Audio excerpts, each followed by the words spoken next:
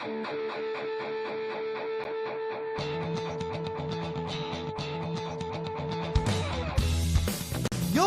listening to the Let's Go Buffalo podcast, your new favorite podcast for everything Bills and Sabres.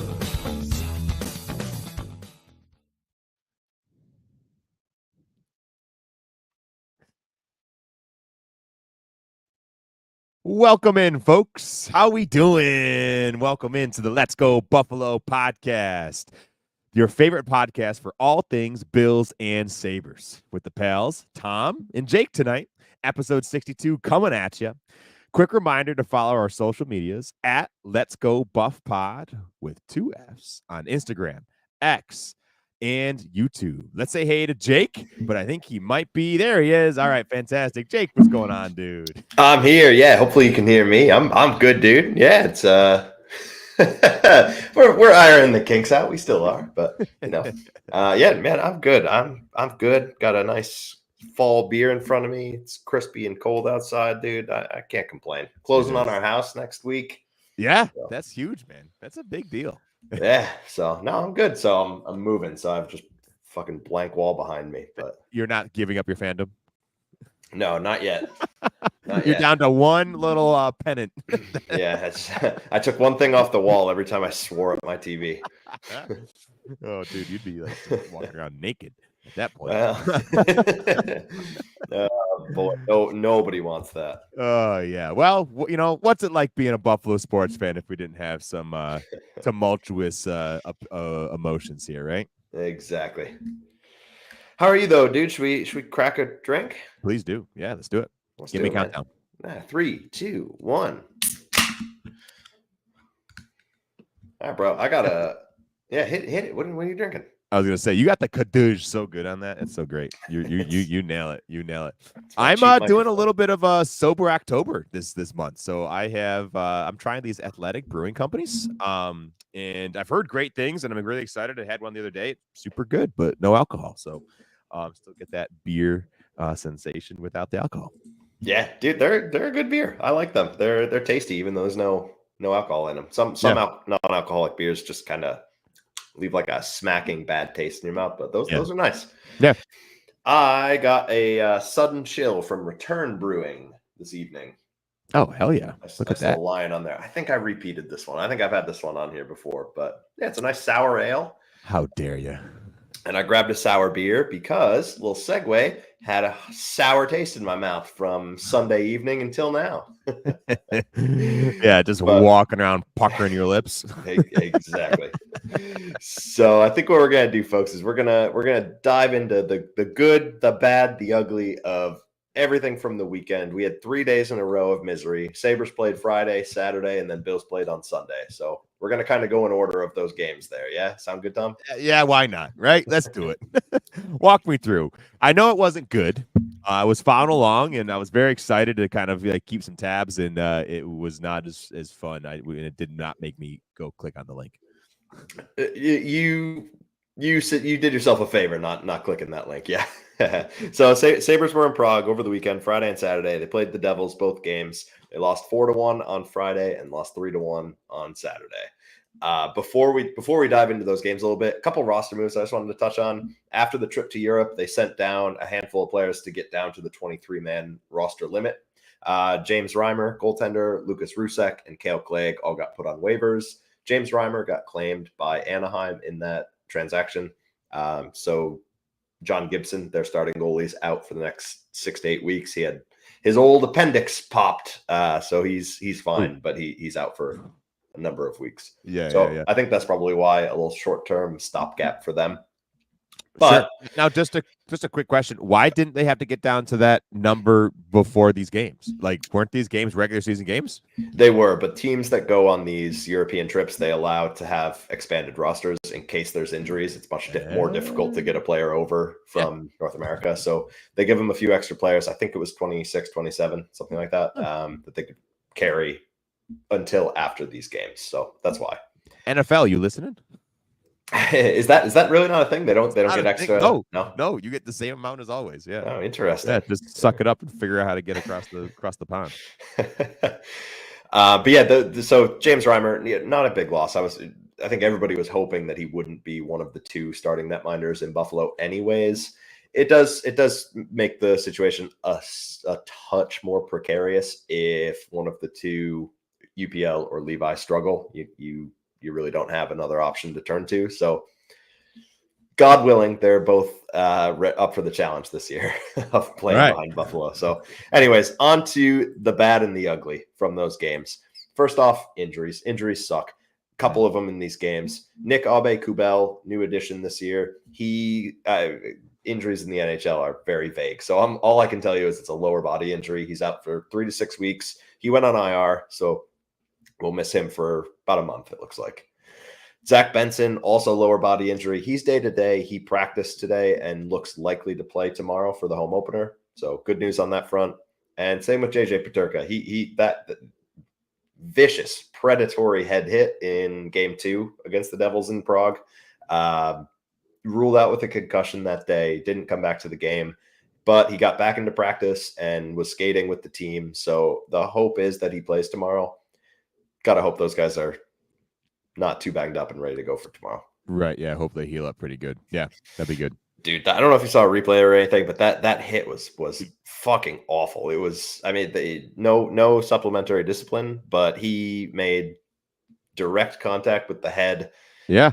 Just puck was gone. It was a tough thing to watch. Yeah. It was nasty. Yeah. Nasty. That was, it was incredibly dirty. So in those two games, I know you said you didn't watch. Was there anything that you heard that you wanted to kind of throw out there as far as how sloppy it looked, or anything that jumped out to you? Well, the big thing that I heard was the power play was still sputtering. So we've continued the power play struggles from last year. And it's just it seems a little backwards. You would think that would be something that old Lindy wanted to get tuned up there, but apparently that didn't happen, at least overseas in Prague. Yeah, they talked about it in training camp, making that a priority, and they said they worked on all aspects of the game, but boy, it did not look like it on the power play. And sound like a broken record. It was all last year we were talking about how disjointed it was. And that's the word I would use again for these two games. They went 0 for 6 throughout those two games. They were down almost every time I think that they had a power play. So it's not like they're 0 for 6 on a power play and they won 7-2 each game. Right. And they looked slow. And the big thing you have to do on the power play, I forgot who said it, but there's a quote out there. If you want to score on the power play, you better outwork the penalty killers. That's the only way to do it. You can't just rely on having an extra guy. And they did not do that. They were slow, sloppy passing, couldn't enter the zone. One of them in Game 2, they gave up more shots and chances to the Devils in the power play than they had. They couldn't even get across their own blue line. It was rough. Pardon the pun.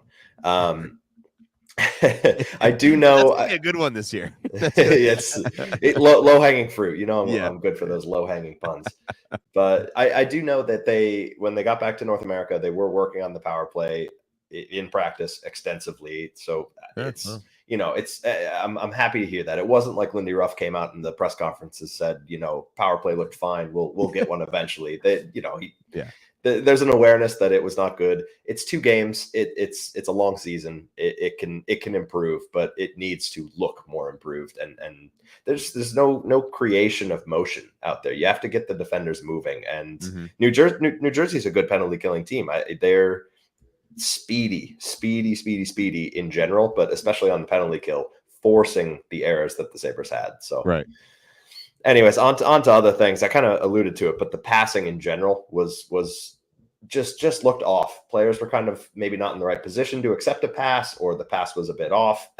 You have to imagine that settles in, hopefully, over time.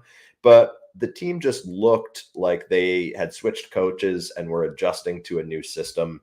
Didn't exactly have the confidence of, I need to be here at this time and I'm going to get the puck. There was just a little bit of staleness and second guessing, so that's something I would say, give it a few games to let it work out. The issue that I have with that is that New Jersey was in the exact same boat. New coach, new systems, you would imagine. So it's tough to make that an excuse when both teams are in the exact same position. Right. So we'll see. And just in general, the Devils are such a fast team. It looked like Buffalo had a hard time matching that speed, and that is really the way that you beat the Devils is match their speed and you use it against them almost when they get caught trying to break that up and break it out the other way. So yeah, we'll see. I mean, all can be forgiven if New Jersey does come out and is this powerhouse team that's fighting for the top spot in the East, and Buffalo looks good in the next couple of games. A lot can be forgiven, but you need to play those games. We'll see if that actually comes to fruition. Right. Now, is that a chemistry thing? Do you think were there new combinations of lines, or is there a lot of turnover at important positions? Like, it sounds like it's a chemistry problem of them just not connecting and being where they think each other should be. It could be that. Yeah, there was. I mean, the bottom six of the team is almost entirely new players at this point. So learning new line mates, that kind of thing. JJ, yeah, I would say yes. Like the line combinations are fairly new this year. Don Granato was famous for switching lines up constantly last year, so I do hope Lindy Ruff kind of leaves them a bit more cohesive and lets them build that chemistry a bit. Right. Yeah. So that's not really an excuse in the NHL for your line mates change all the time. It's not you can't use that as an excuse. You got to be able to play with who you're paired with. Sure. Okay. But dude, the other thing I wanted to talk about, hit the net when you're shooting the puck. I understand it's a game of inches and maybe those shots are an inch or two away from the post, but still hit the net. 46 shot attempts over those two games, missed the net. 46. That's a lot. That's a couple. Tuck and Power both had 6 that missed the net. Greenway, Zucker, Clifton had 5, and Thompson had 4. Make the goalie make a save. Like I understand you're trying to shoot for areas where the goalie is not, but also it's a wasted play if you're missing the net every time and banging it off the glass. So and it changes the flow of the game, right? If you can put pressure on the other team where, hey, they're not playing with the lead. If you're playing from a tie, they have to approach the game differently, right? Like, so having some kind of offensive production changes how things are approached on both sides of the net. Like they need to capitalize on a couple of those. You put 1% in on those, right? And that's right, or 2%, and then we're that's a big bump, like.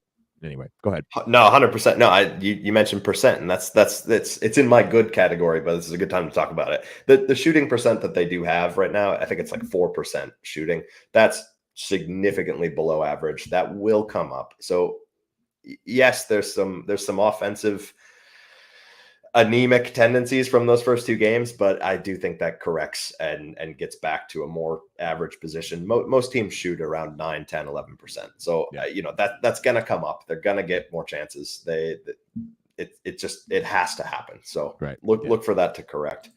Finally, and this will be a good segue into the good, but another bad point, the bottom pair, Clifton Samuelson, didn't inspire a lot of confidence. They looked like they were swimming out there sometimes. Both of those guys are fairly hard-nosed, difficult to play against, but they were getting walked by the Devils. Again, could be a speed thing that they just couldn't match up with the Devils' speed. But this is a team that's built from the back end a bit. So you really need to rely on your defense to play soundly. And especially with how much Lindy Ruff deploys third pairings, he likes to kind of spread time out over his defense pairings. So I need to see them settle into their roles a little bit and perform a bit better. But on the flip side, I'll move into we're looking up here, folks. We're looking positive. It can only go up from here, right? Hey, right? Yeah. Oh God. No, but other defense pairs. The Byram Power pair looked great to me. Byram can fly, and he looked a lot more comfortable on the team in these 2 games, I thought, than he did most of the time that he was in Buffalo last year. So that's really exciting to see. I hope Power can develop a little bit more in his own end. And Owen Power is not a stay-at-home defenseman, but hopefully he can kind of shoulder a little bit more of the I'm going to stay back role and still contribute offensively like he can, but let Bowen Byram fly a little bit out there because he's tremendously fast and is really smart with the puck. So I liked what I saw from them. Yeah, and Owen Power great in the offensive zone. Scored the only goal Buffalo had in game 1, and it just looked like he had a little bit more confidence. He's new contract, getting a bit more established in the league, so I hope that continues. Sweet. And the goalies. UPL didn't look phenomenal. I don't think anyone would say that he did, but I just want to pump the brakes a little bit. I've heard people kind of say like, oh my God, dude, same old UPL. Last year was a fluke. This was one game that he played. One game. He was not great to start last year either. Goalies you need reps, you need game action, game speed. I'm very willing to give him 5-6 games of runway before I start making judgment calls on his performance, So Sure. With that said, Devin Levi in a 1-game sample, I'll talk out of both sides of my mouth, looked fantastic, and I hope that continues. He really kept them in that second game for a long time when they really had no business being in it still. So hope the kid sticks, and it is a true tandem where they split the games a bit, and that's looking like where we'll be. So Sweet. Finally, do you think that Levi is going to play more up in Buffalo this year than he did last year? Because he spent a good chunk of the end of last season down in Rochester. Yeah, I think he played 10 games in Buffalo last year. So I imagine, especially with Reimer getting claimed, I imagine that he'll be up in the NHL this year for hopefully better, but maybe worse. I think they'll probably split games 50-30, something like that, but we'll see. But yeah, I think this is your tandem for the year. Cool. Last thing, Yuri Kulik got in. He's a Czech-born player, so he got into the lineup in Prague, so that was exciting for him. And because of the injury to Abe Kubel, it looks like he's going to make the team, at least in the short term. I hope they rotate him in and get him game reps in the NHL. He's proven that the AHL is maybe a bit behind him, and that's great. I just hope he's not sitting in the press box in Buffalo for long term. So anyways, yeah, that's the games in Prague. Can't afford an 0-2 start. It's an uphill climb from here. You gotta dig in and win. I gotta see them win like the next 6 of their next 8 games, something like that, to not fall behind, because we've talked about it last year. We've talked about it before. You can't fall behind early. They matter just as much now as they do in March. Smart man once told me you got to be in playoff position by Thanksgiving, baby. Thanksgiving is the date. Thanksgiving is not that far away. When the mashed potatoes come off the stove, you got to be in playoff position. Yes, sir. Yes, you do. So how do they get there? A couple of games this week. Their home opener is tomorrow, Thursday, against LA, and then another home game on Saturday against Florida. Florida, no Stanley Cup hangover there. They blew by the Bruins last night. They're legit. They're not taking their foot off the gas. So that's going to be tough. LA has some cracks. I think that's a beatable team, especially without Drew Doughty, who's out for at least a few months. So it's game 3. It's too early to call a game a must win, but fuck, dude, for this early in the season, tomorrow night against LA is as close to it as it comes. You can't start this season again on home ice in front of your fans. You can't go down 0-3 against a team in the West that is, I would say, probably worse off than you right now. So yeah. You got to make it happen. You gotta, dude. That's the stage we've set for ourselves, is a must-win game on the 3rd game of the season. So, anyways, long year, lot can happen. But anyways, pal, let's move on. Let's talk about our other Buffalo team that broke our hearts in different ways on Sunday. Yeah, bro, dude, what did we do? Somewhere, sometime, our ancestor did something in on the grounds of Buffalo, and we have just cursed ourselves, man. The Bills lost on Sunday afternoon, 23-20, to the Texans, and boy, oh boy, it just got worse. It just got worse. I gotta be honest, I'm not sure how organized this conversation will be, because I just got a lot of thoughts that we just got to go through. In my first one, I want to. How can we be so starkly different?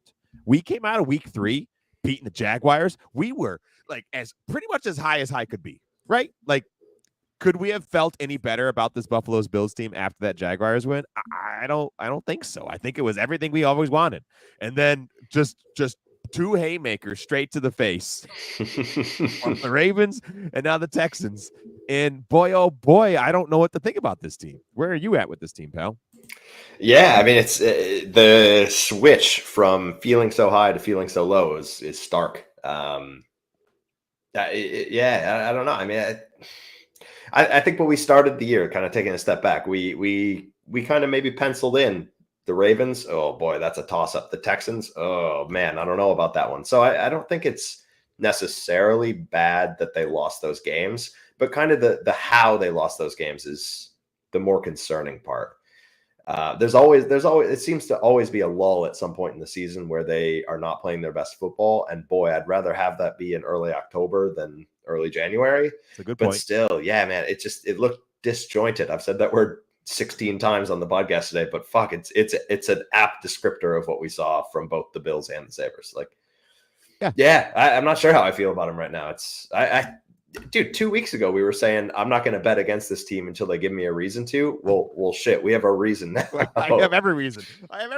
Yeah, it's like they're all playing telephone out there and nobody's talking to each other, right? And it's just right. It's just the entire team, the entire roster, entire coaching staff. I don't care who it is. Nobody was on the same page. No, it's not complimentary football. So we saw in the first 3 weeks against the Cardinals, against the Dolphins, and against the Jaguars, the Bills were able to put things together and put points on the board.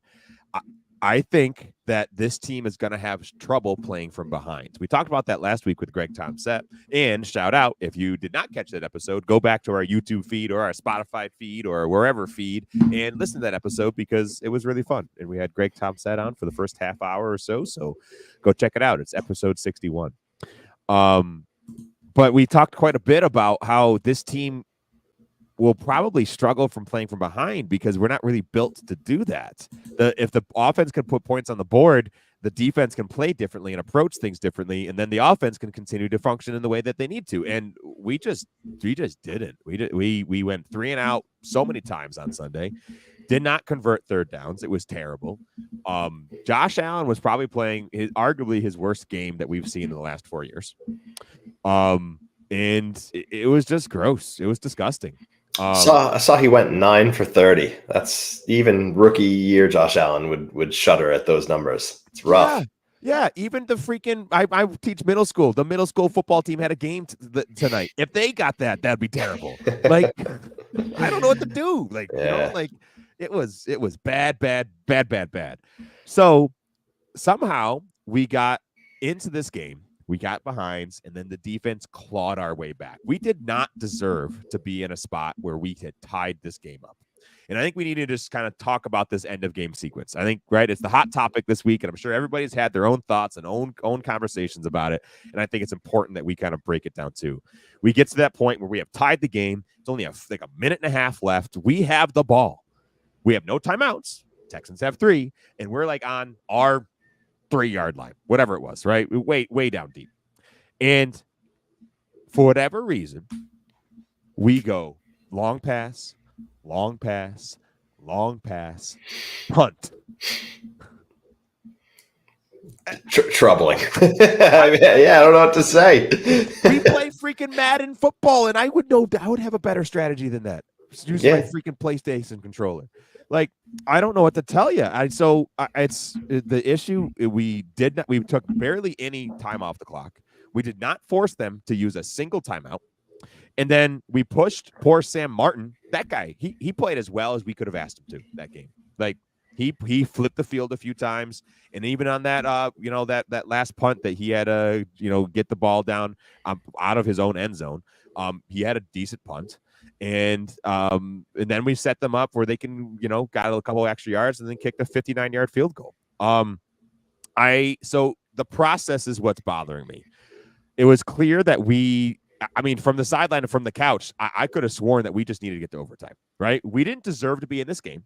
We didn't have any, there was no sign that, hey, this offense could go down and, go 97 yards and score or get us into field goal position. Like that wasn't clear or evident. So we just needed to get to overtime. it goes back to zeros, and boom, let's try again. Maybe Yeah. Josh Allen could pull something out of his butt. And I don't know whose decision it was. If it was Joe Brady's, if it was Sean McDermott's, if it was Josh Allen's. Maybe Josh Allen went rogue and he just decided, you know what, he went sugar high Josh Allen and took the ball into his own hands.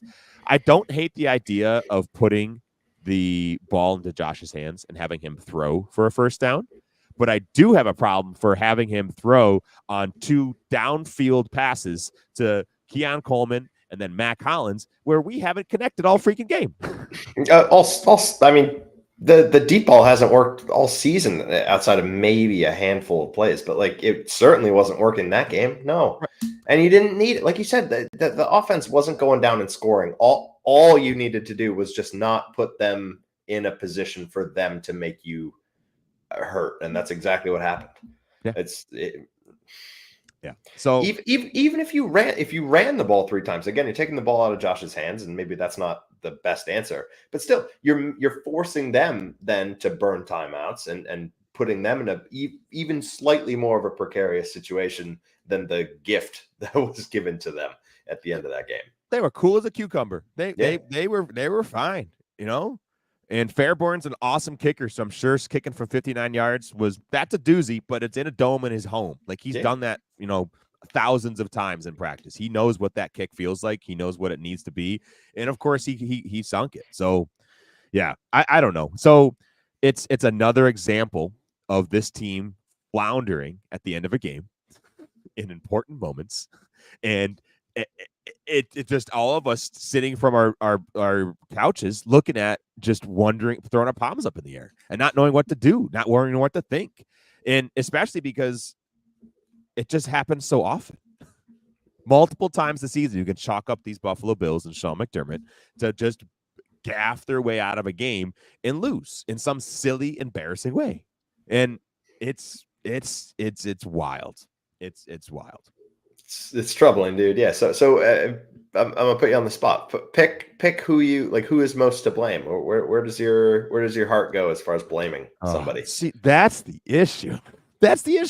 I mean, the blame to me goes to the offense for putting us in that position to begin with, right? If they had been able to put anything together, even just a couple ticks better than what they did, I think that's what might have been a different game.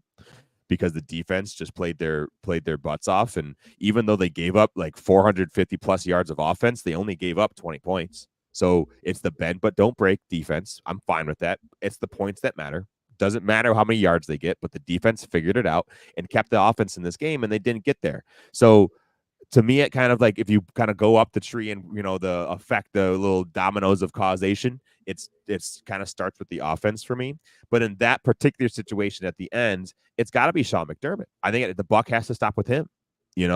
He's even if he's a defensive head coach, he's not the play caller. He's still the CEO of this team, and he needs to make that decision, right? He needs to do something, or this has to have been practiced a dozen times, right? This situation is not a weird, wild, wacky situation. This happens, right? They need to be prepared for, hey, this is what we're going to do in this situation and how this needs to feel. And it was clear that it felt new. It felt like, oh my God, what do we do? What do we do? Right? That's what it felt like. And it didn't help that this offense wasn't really operating in a clean way. So I think that definitely had, they were playing with their, right hand tied behind their back, and because they kind of did it to themselves. But I don't know. I don't know, dude. I don't know. I've been sputtering all week about who's actually to blame. You're right. It's week 5. This is not the time of the year where they need to be playing their best ball. This was not a playoff game. We get to play next week, right? It's not like, right? There's still 12 more games to be played. So like, there's still lots of time for this team to figure it out. But man, oh man, it's just heartbreaking, and it's tough, and it sucks to lose in that way. I'm gonna go with Sean McDermott. That's my who to blame. Fair enough. Yeah. Well, blame lies at your feet, Sean. Was there anything else bad or ugly that you wanted to touch on, or should we move on to the good things we saw? No. Let's let her rip. Peel it off, Tom. Pull up a seat, folks. Crack another non-alcoholic beer with me, would you? the offensive line and blocking schemes. I don't know what's happened. The defenses have been able to figure out how to rattle this team in ways that they can't handle. And there's a whole lot of new. I think we have to go back and remember that there's a whole lot of new on this team. And maybe we got lucky and we got graced into some nice situations where the offense could feel comfy in weeks 1, 2, and 3, and they could not be kind of rattled and pushed off their block. But holy cannoli, this team can't figure out how to deal with like some kind of pressures and some kind of blitz packages. They all of a sudden Josh seems to be on his own again. This O-line that we were lauding as fantastic, and Spencer Brown and Dion Dawkins, and oh my God, we had such great quotes of weeks 1, 2, 3. What are we doing, boys? What are we doing? They're setting Josh up for failure because he's pressure's in his face and he's left to deal with it. So the blocking schemes right now are not working. Now, the nice thing is, I think that could be remedied. I think that's a time thing. I think that's a time on task. That's a go to this film, go to practice. Let's figure out communications. That's right. Who's paying attention to what? This needs to be figured out.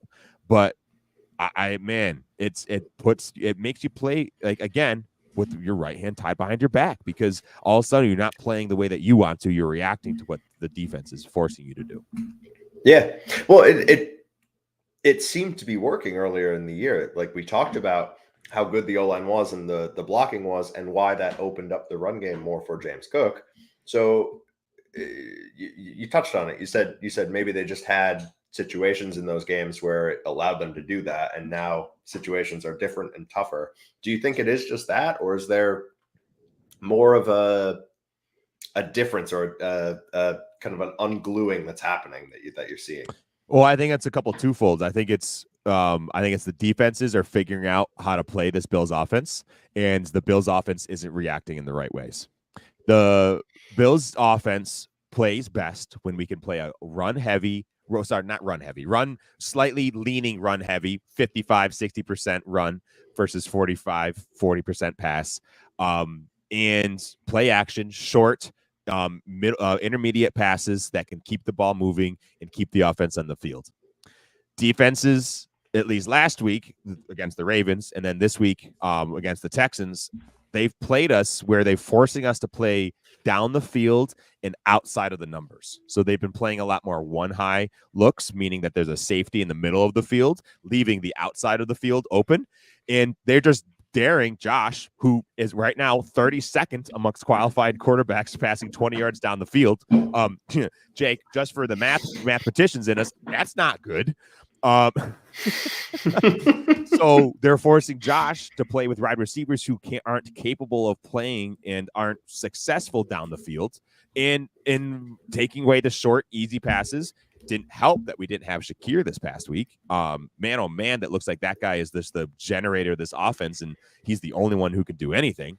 Boy, Shakir, figure out how to get that ankle together, buddy. Yeah.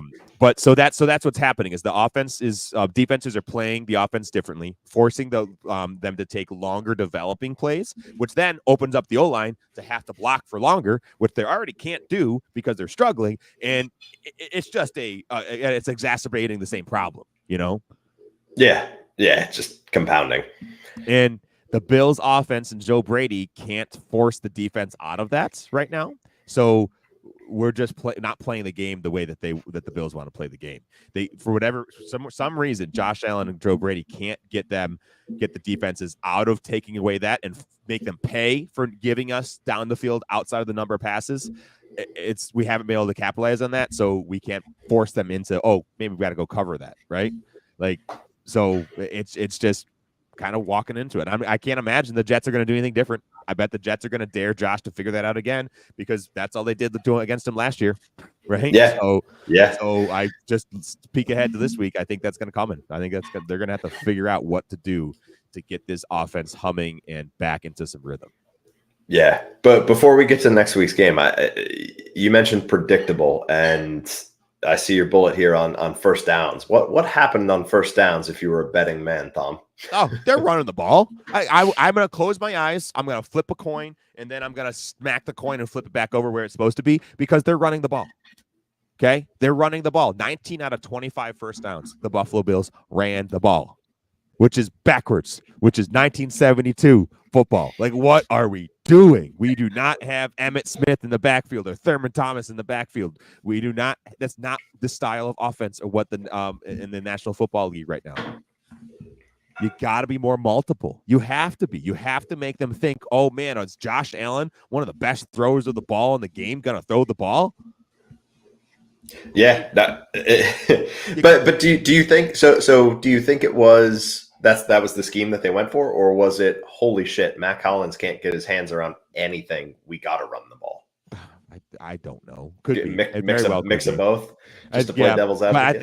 But it was even from last week against the Ravens. They ran the ball more often on first down than passing the ball.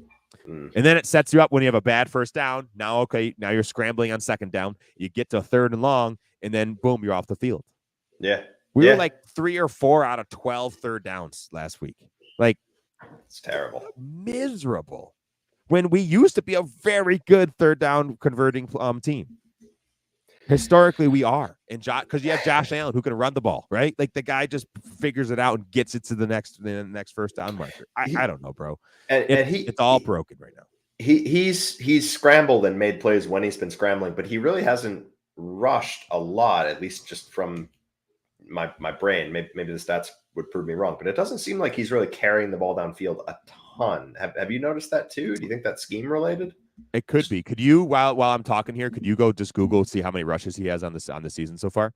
Because I'd be curious too. I agree. It feels like it's not, but I bet it's more in the middle. I bet it's more than we think it is. I think he is being smart. We are seeing him slide quite a bit more. So I'm sure he's thinking about his rushing attempts and thinking about putting himself into harm's way. But I agree. I think this last game, there was a few times it was like, okay, thank God, Josh, just go get the first down. Just go get a couple yards, right? Just go get it, buddy. You know what to do and go get it. And he did. So that was there a few times, but I agree. If you have the number, just chime in when you do. I do. Yeah. He has 26 carries for 160 yards. So about 6.2 on average, which is high. Yeah. That's about where I want him. So I'm okay with that. But maybe in these moments when we're like, we can't get anything going on offense, like maybe he needs to lean on that more and just, okay, let's just get this going. Yeah. Yeah. For sure. I don't know, bro. I don't know what the answer is. I don't know. I am flabbergasted because it feels so starkly different from what weeks 1, 2, and 3 felt like. Yeah. So starkly different. Completely different. Should we move on to what you found good about the game? Because there had to be something. Had to be something to hang your hat on. We'll throw a couple little dog treats out here. DeWayne Carter, buddy, you looked awesome. That rookie defensive tackle. He looked really good. The moment was not too big for him. He filled right in. He was behind the line of scrimmage. He made tackles. He shed blocks. He did a really great job. His snaps were up, and he and Daquan Jones were the 2 starting defensive tackles, and he looked good. He filled in for Ed Oliver, who was injured with a hamstring, who currently is still injured with a hamstring. So we might see more DeWayne Carter. But the kid's looking like he's doing well. There was not anything glaring to me, at least, of, oh my gosh, he made a big mistake and gave up a big play, which is good, especially on the offensive line or defensive line. If you don't really notice him, that's a good thing. Yeah. Yeah, definitely. I also think that linebacker Dorian Williams is just improving every week. He's always been really, really good at playing the run and playing downhill and playing find ball, seek ball, go get me the ball, coach. He plays that type of football really well, but every week I'm seeing more and more out of him in coverage that he's starting to figure it out. I'm sure having Terrell Bernard and Matt Milano in the linebacker room with you, and the linebackers coach and Sean McDermott, Bobby Babich, like those are the people you want if you're trying to learn how to be a good linebacker in the NFL. You want those guys sitting in the room with you every day for hours at a time. So I'm sure he's learning and he's drinking from a fire hose, but he's improving. He's forcing the point of, man, if and when we can get Terrell Bernard and Matt Milano, the gods a lot willing to play on the field together. Should we have Dorian Williams on the field at some points with, swap out for Taron Johnson? Like, he's forcing the issue of, he's a good player, and I think that could be a situation the Bills may want to lean on if that ever becomes a possibility for them. Yeah, good problem to have. Well, you mentioned Bernard. He stormed back onto the field this week, no? Yes, sir. He made a big play. He capitalized on a stupid little mistake by C.J. Stroud, who led us back into this game more than he should have, and played well. It looked like he was kind of coming back from a pec tear, right? What is this first real NFL hit going to feel like in this tackle? Is this going to actually be able to put back together? But he looked good. It was good to have him back, and boy, oh boy, do we need him. Yeah. Yeah, dude. Let's circle back. I want to touch back on Josh Allen. This question: is he feeling his injuries? And I think that's a good question. I mean, his hand's been banged up. His head got fucking knocked. Yeah. Any concern on his durability?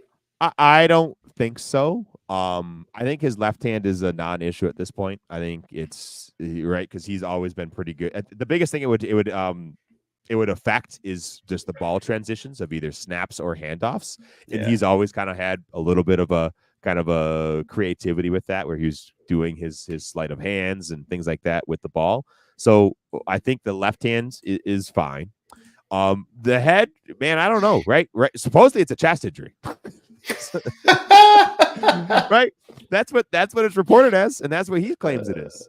He claims that he hit the deck, hit his chest, lost, got the air knocked out of him. That's why he went limp, which we all saw, and then went to the tent, and then boom, was back in. So he was, in theory, cleared, right? Not a doctor. None of us here on this show are doctors, so I do not claim to know, and I will never say a medical professional knows more than doesn't know more than I do. He was cleared by the non-partial, non-team concussion protocol person on the sidelines that every team has, and sent back in. So gotta believe the doctors, right? But yeah, dude, it's just right? He hit his head, and I'm like, concussion, he's got it. And you watched him go limp, right? You watched his body go limp, and he got back up. So who knows? He hasn't been. He was more than likely reevaluated once he was back in Buffalo, and was never entered into concussion protocol. So again, you gotta assume that the doctors are going to do what's best, especially because they're non-team doctors. They're not anybody in Buffalo who's associated with the Bills who would want to do anything to give the Bills a competitive advantage. They're obligated to not, and so you got to assume that he's good to go. But that's how it should be. Yeah. But as soon as that happened, though, I'm like, all I could picture, we're already floundering. I'm like, now we have to do 3 weeks of Mitch Trubisky. Yep. Oh man.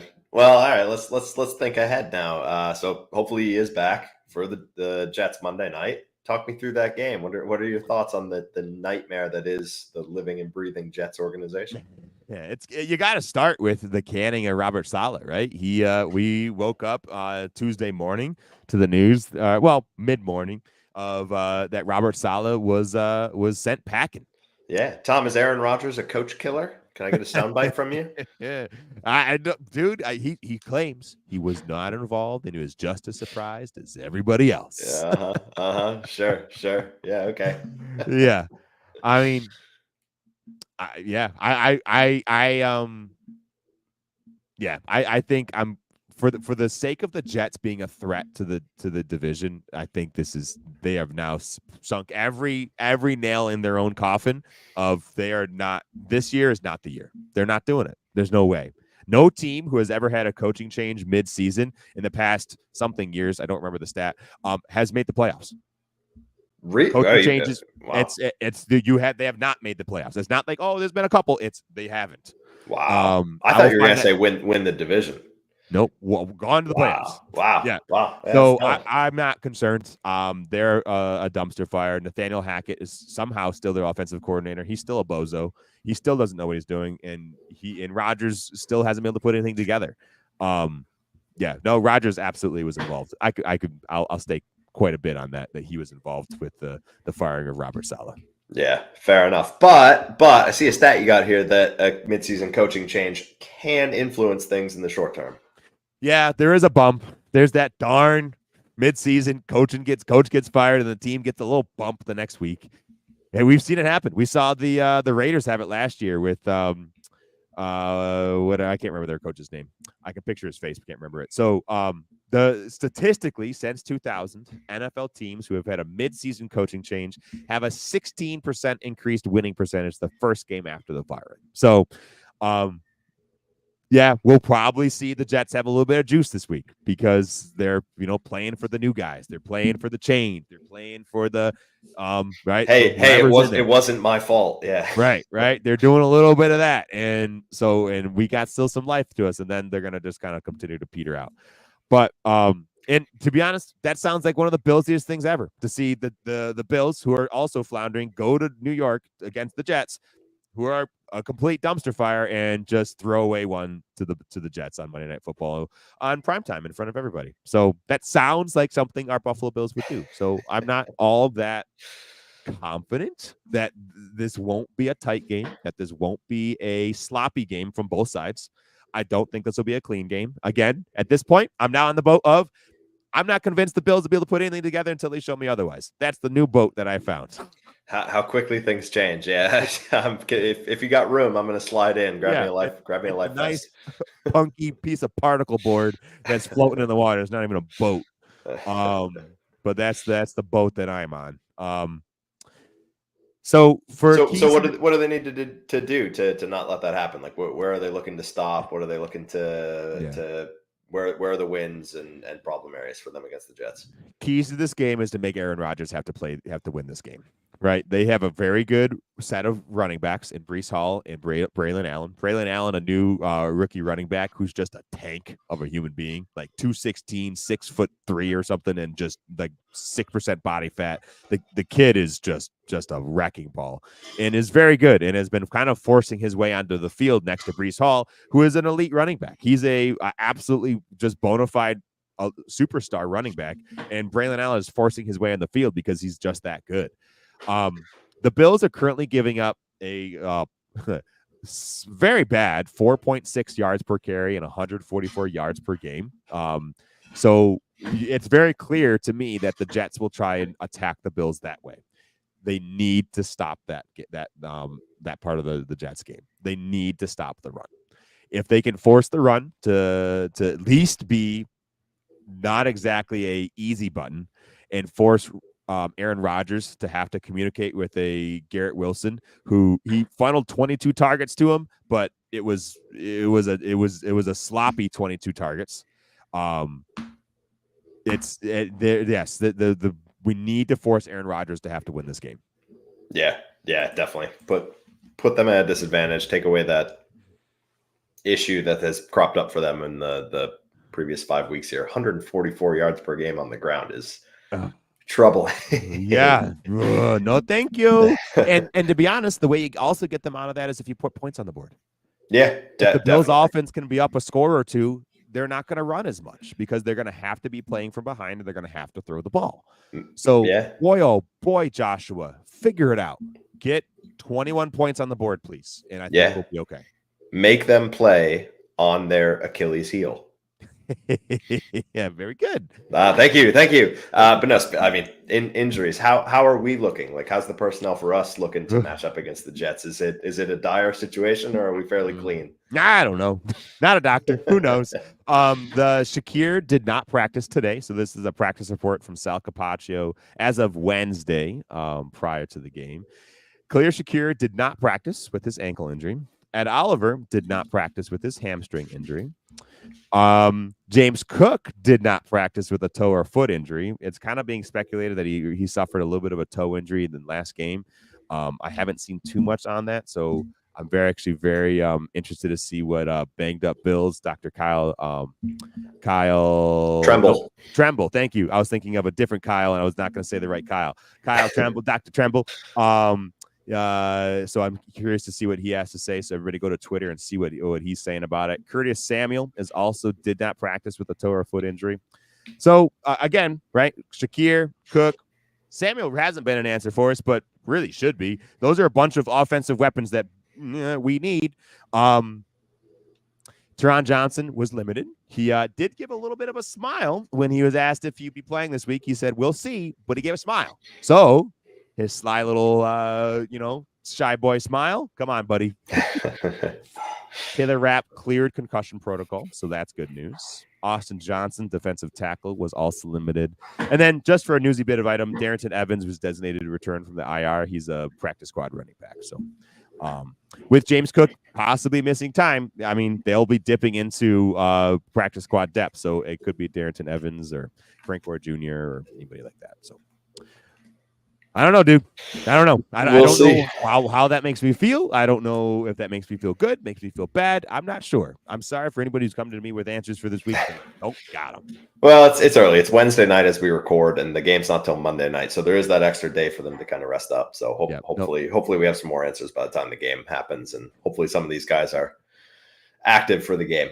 That's a very good point, man. But we got to see. And what we need this Bills team to show some life. Now, it doesn't necessarily have to be a must-win game. If we lose, we go down to 3-3.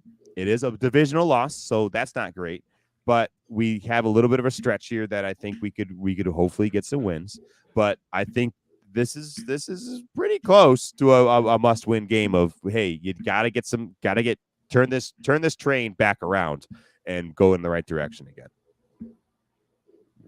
Yeah, agreed. I mean, Miami being so banged up and the Jets sputtering and firing their coach and the Patriots being bad.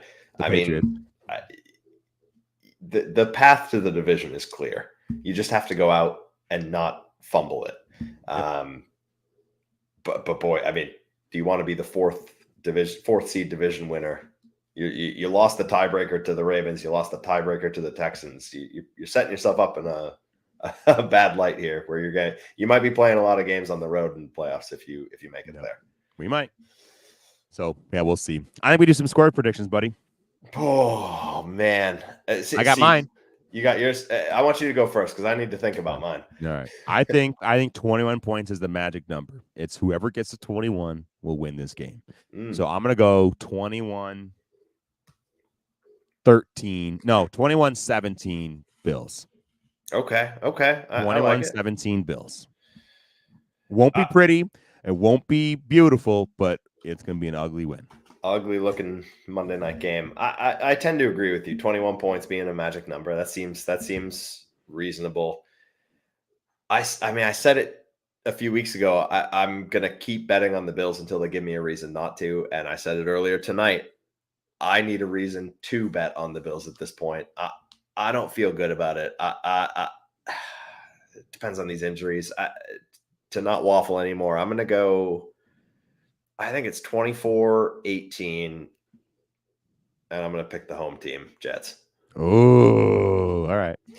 I want to be proven wrong. I hope to God I'm proven wrong, but man, it's just like it's not looking very put together at the moment, and I don't know if this is the game where they get over that hump with all the coach change bump. Like, they're going to have something to prove, especially Aaron Rodgers. So even if they do kind of force the run game away and then they force Rodgers to win the game, he's going to be out there saying, look, this dumpster fire around me, it's not me. I'm still Aaron Rodgers. I got this. I don't care that he's however old he is and is towards twilight of his career. I think he can still put it together for one night, and he's got some good weapons. So, I don't know. Until I see some cohesive, complementary football, I'm not going to pick him. Fair enough. All righty, folks. Thanks for hanging out with us. There's some Buffalo sports happening this weekend, so maybe enjoy. We'll see. Yeah, let's get out of here. Thank you all from the bottom of our hearts for spending some time with us. Please give us a like and a follow on Instagram, X, TikTok, and our YouTube channel at Let's Go Buff Pod. These are my pals Jake and Nigel. My name is Tom, and you're listening to the Let's Go Buffalo podcast. We're sending you love wherever you are. Go Bills, go Sabres, let's go Buffalo.